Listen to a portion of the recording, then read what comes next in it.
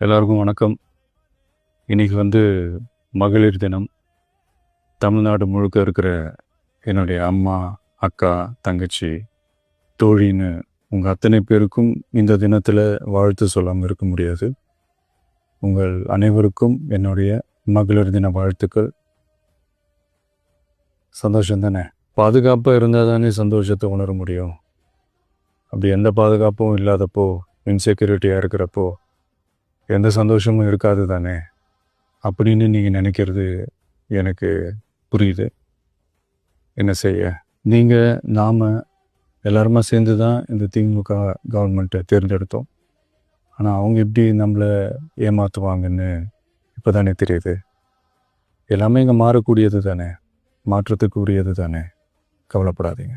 2026 நீங்கள் எல்லாரும் சேர்ந்து, இல்லை நாம் எல்லாரும் சேர்ந்து இந்த மகளிருக்கான பாதுகாப்பை உறுதி செய்ய தவறிய இவங்களை மாற்றுவோம்.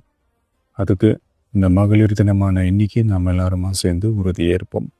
ஒன்று மட்டும் சொல்கிறேன், எல்லா சூழ்நிலையிலும் உங்களுடைய ஒரு மகனா, அண்ணனா, தம்பியா, தோழனா உங்களோட நான் நிற்பேன். நன்றி, வணக்கம்.